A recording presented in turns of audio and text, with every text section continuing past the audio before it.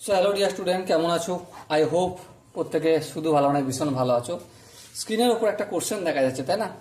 এই কোশ্চেনটা আমরা প্রথমে মন দিয়ে পড়বো, বুঝবো, তারপর অঙ্কটা করব। কি বলেছে দেখো, 20টি পেনের ক্রয় মূল্য 15টি পেনের বিক্রয় মূল্যের সমান। তাহলে ক্রয় মূল্য বিক্রয় মূল্যে যে গল্পটা রয়েছে, আমি এক্স টাকা ধরে নিচ্ছি। কি ধরে নিচ্ছি? এক্স টাকা। তাহলে 20টি পেনের বিক্রয় মূল্য কত ধরেছি আমি? 20টি পেনের ক্রয় মূল্য, তাই তো? হ্যাঁ, 20টি পেনের ক্রয় মূল্য এক্স। তাহলে একটি পেনের ক্রয় মূল্য কত? এক্স বাই 20 টাকা। আবার সেম 15টি পেনের বিক্রয় মূল্য কত? এক্স টাকা, একই হবে। হ্যাঁ, একটি পেনের বিক্রয় মূল্য কত? এক্স বাই 15 টাকা। কি জানতে শতকরা লাভ, তাহলে লাভ সমান কত? লাভ সমান একটি পেনের বিক্রয় মূল্য এক্স বাই 15, বিক্রয় মূল্য মাইনাস ক্রয় মূল্য। ক্রয় মূল্য কত? X by 20। লসাগু করলে কি হবে? লসাগু করলে 15 আর 20 লসাগু 60।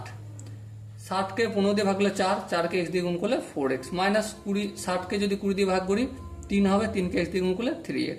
সো আলটিমেট কি পেলাম? এক্স বাই 60 টাকা লাভ। এবার শতকরা লাভ কি করে বের করতে হয়? আই হোপ আমরা প্রত্যেকে ভালো করেই জানি। লব লিখবো লাভটা এক্স বাই 60, আর হর লিখবো ক্রয় মূল্য, হয়তো ক্রয় মূল্যের ওপর, কারণ এখানে বলেনি মানে ক্রয় মূল্য। যদি বিক্রয় মূল্য কি ক্রয় মূল্যের ওপর নির্ধারিত করে দিত, তাহলে সেটা আমি সেভাবে বিবেচনা করতাম। কিন্তু এখানে যেহেতু বলেনি, সেহেতু এখানে ক্রয় মূল্য হচ্ছে এক্স বাই 20, এটাই লিখবো ইন্টু 100%। ওকে, সো দেখো এক্স বাই 60 লিখলাম, এখানে ভাগ চিহ্ন গুণ চিহ্ন করে দিলাম। এক্স বাই 20 ছিল, এটা কি হয়ে যাবে? 20 বাই এক্স ইন্টু 100%।